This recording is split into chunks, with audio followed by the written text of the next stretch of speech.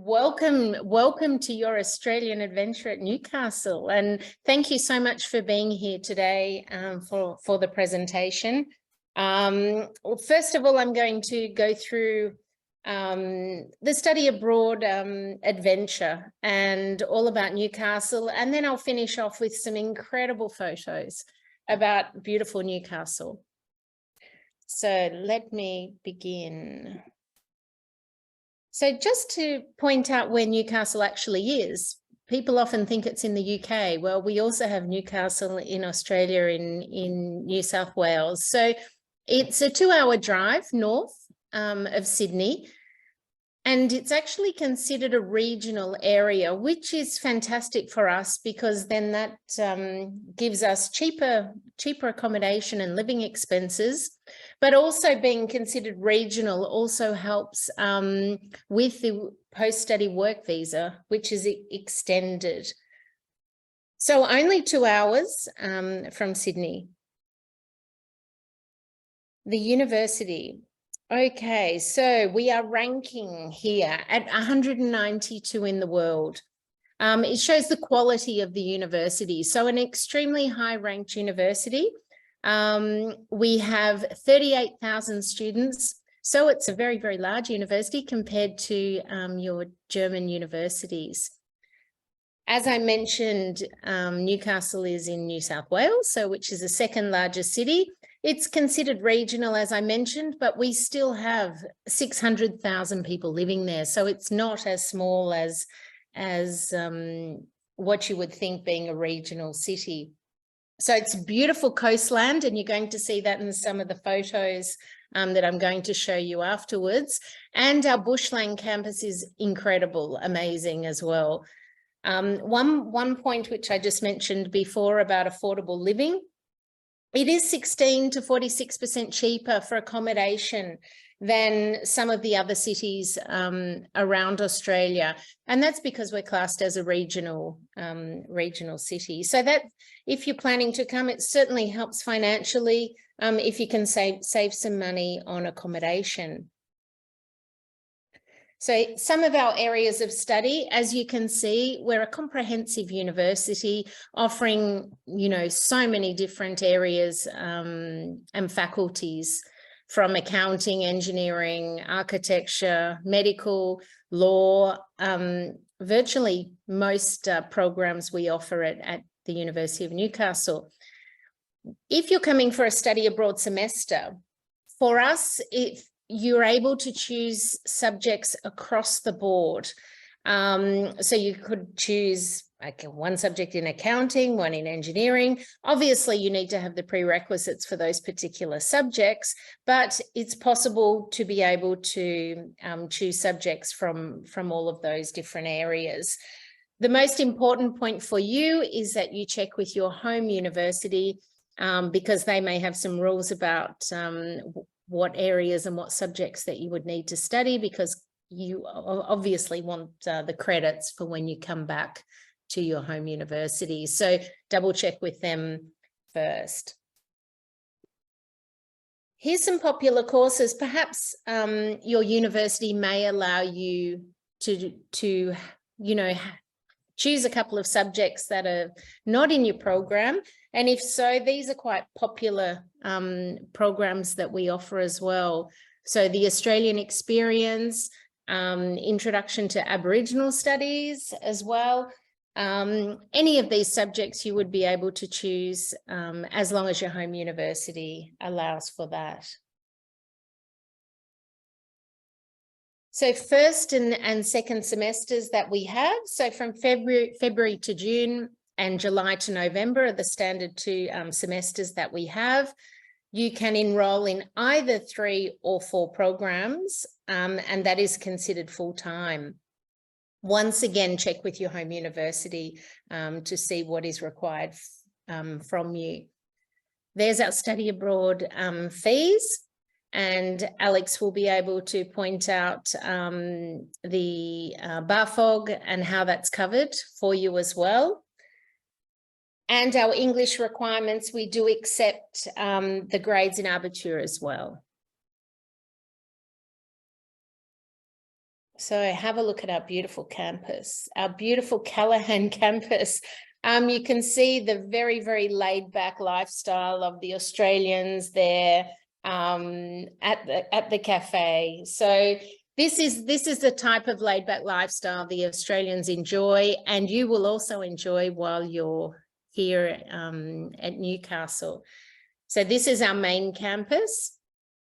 We have over 2 million trees on campus at the Callaghan campus as well. So it really is beautiful. Here's our Newcastle City campus, which incredible, the design, has amazing facilities as well. And a lot of money has been spent there, obviously, to give you the most opportunities and the best facilities possible. So have a look at the view from that building, the new space. This is from the 8th floor, so absolutely picturesque. And then we have our Q building, which is also a new building to the Creative Hub, and this is in the centre of the city as well. So from the two city centres, some subjects will be perhaps at this location. You may have other subjects at the main campus, and we do have a free shuttle bus that's going continuously between those campuses. So our campus life, facilities on campus. Okay, the bar on the hill is a great one for students. During summer, often there's bands and music. I mean, it holds up to 1,000 people. So there's always something going on campus. And as you can see, by medical centres, pharmacies, banks, cafes, food outlets, there is so much happening that virtually, I mean, you really don't even need to leave the campus. Everything is there. Obviously, the free shuttle bus is there to take you into centre of town to make the most of beautiful Newcastle as well. So our fantastic sporting facilities, the swimming pool is incredible. We have a fully equipped gym right next door to the swimming pool. We have amazing ovals, squash courts, virtually anything you could like, anything you would like to do, we have on campus. We have so many sporting clubs. And I think the fact that our university is so large with 38,000 students, this sort of, you know, the larger the university gives more opportunities as far as these extracurricular activities, and we certainly have plenty of sporting options for you. So I just want to show you here, just to go through a few of these slides to give you an idea of some of the accommodation, and as you can see and can compare these prices from $200 a week to $370 a week, obviously depending on what type of accommodation you're looking for. If you compare those prices to other universities in cities, you'll see that we are reasonably priced. So let's just have a look at some of those. I'll come back to the accommodation in a second. But as you can see, it's very safe and secure. We have security on site. If you have late classes, there's also security will be able to take you back to your room with the free shuttle if you're staying on campus. So residential mentors, there's always students around to support with fellow students living on campus. There's always people around there to assist you. We have counsellors for you to, you know, look after your health and well-being, and that's very, very important as well. And we also have the Res Life program, which is fantastic for social activities, because you're also there to have a good time. Now let's just have a quick look. I'm just going to run through these so you can have a look at the photos of the different types of accommodation that we have on campus that you can choose from. Some of these, totally up to you whether you like to take the self-catered option or not. So that's entirely up to you. But here's just some photos of the different types of accommodation. And staying on campus is also incredible because there's always something going on. You can always be involved in different activities on campus with the students. More accommodation. Look at the fun some of the students are having by the photos. Okay, clubs and societies. So there are over 100 different student-run groups. And this is a mix of, as I mentioned with the sport before, but this is also social, cultural, anything you can imagine, or you can, you know, start up your own group as well. So there's lots of things going on, and we really encourage you to be involved in these groups. We have the University of Newcastle Exchange Student Club, and this is worth joining as well because they go on some incredible trips throughout the semester. Here's just a few examples of Blue Mountains, Hunter Valley wine trip, some great times you'll have being a student. Now, living in Newey. So Newey, Australians like to shorten everything. So Newcastle turns into Newey, and it is, I suppose, a very authentic experience, very laid back coastal lifestyle.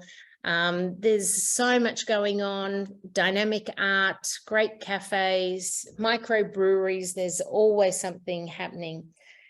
Now have a look at the beautiful coastline. This is just absolutely picturesque and such a beautiful place to be in. If you enjoy surfing or you wish to start and learn how to surf, there's certainly options for you here, and the incredible white sandy beaches. So as you can see, it's very outdoor lifestyle. The temperatures are incredible. On average, between 17 and 25 degrees. So winter, I suppose nothing like what you have in Germany, where it is very, very cold in winter. So this is a beautiful destination with great weather and mild temperate climate. So our ocean baths, if you're a bit scared to be swimming in the ocean with the big waves, you've also got the option of having a swim in the ocean bath, so it's very safe. And obviously it's fresh water as well. Beautiful Nobby's Lighthouse. I mean, have a look at the beautiful sky, the colours. Whale watching at certain times of year, the whales are going up and down the coast, so this is something you would be able to see. The Bogey Hole, a great spot, and over summer this is where most of our students are hanging out. It's a really good place to be as well. But coming to Australia, something you must see is wombats, kangaroos, koalas, which is just 20 minutes away from campus. The sand dunes, as you can see, there's always something going on in Newcastle. If you're into wine, we've got the Hunter Valley very, very close by as well. Walking trails, as you can see, it's a very, very outdoor lifestyle, and what a fabulous place to have a picnic. So it speaks for itself. I don't really have to say too much there.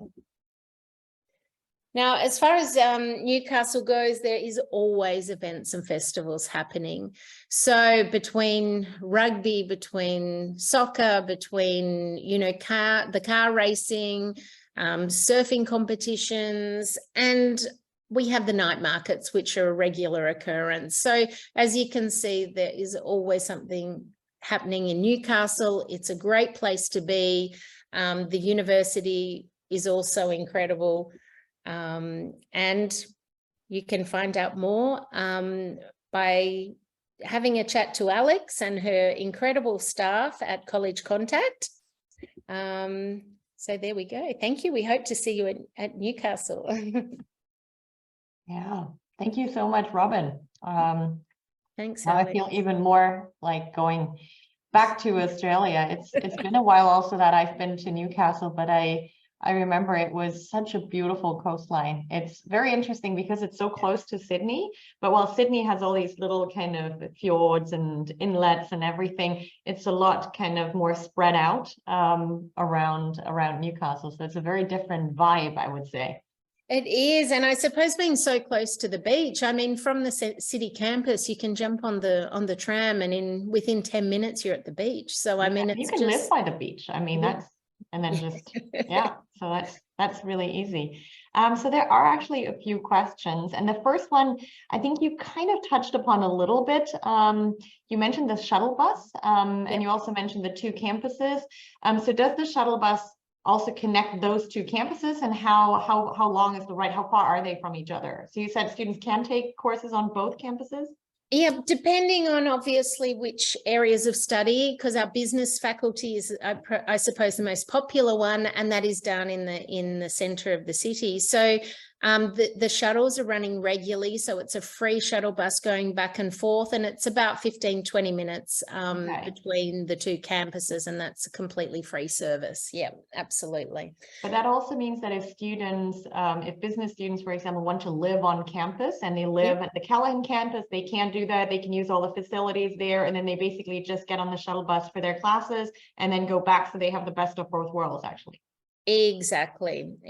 So obviously living on campus, I mean, it's fantastic to be there. You're part of, everything is happening, and there's so many activities, and we encourage our students to be involved and,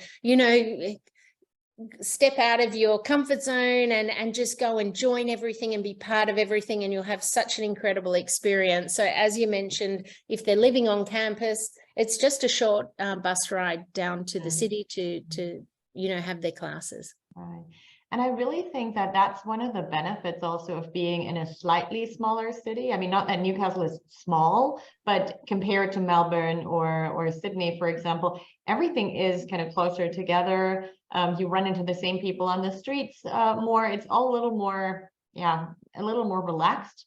So for students who want to have kind of the comfort of the city and the benefit and everything, like the nightlife, they still have that in Newcastle, but they don't have the traffic, they don't have the congestion and all of these things. So exactly, it's a smaller town, but still 600,000 people. It's not so major small city here in Germany. So it's and I think it's only 2 hours down to Sydney. The students can jump on the train and go down and visit Sydney. It's not so far away. We have an international airport as well at Newcastle, so students can, for weekends or perhaps school holidays, visit as well wherever they would like.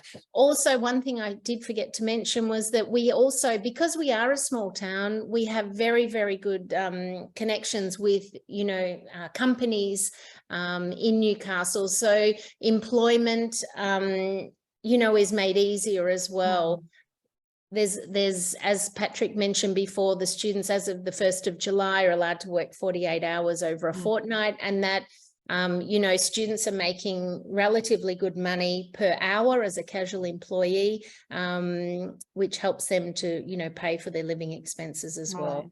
And then you're the only university in Newcastle. So that also means that everything kind of revolves around what happens on your campus, whereas like Sydney, Brisbane, Melbourne have multiple universities, which is great because there's lots of students, but it also means for the university, they have to kind of spread the companies have to spread the attention, and not everybody kind of can work together with everyone. So that's really good.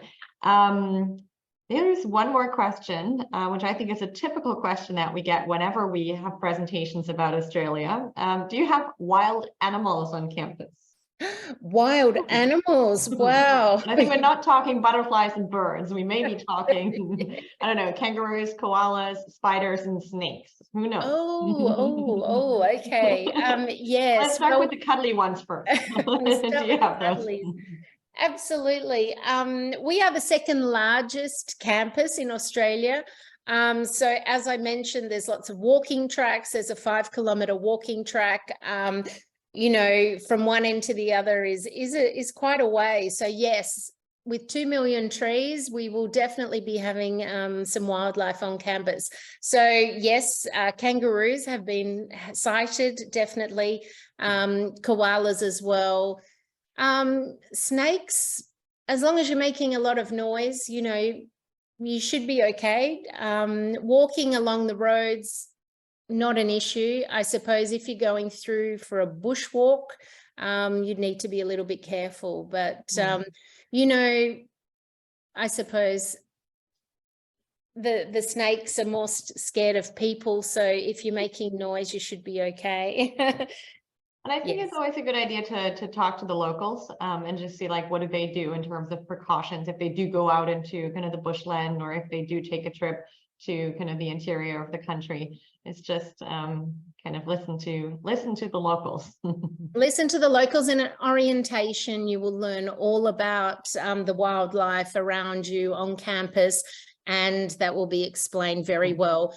Anywhere from living in your on campus where your rooms are, to going to classes, to going downtown, you've got nothing to worry about there.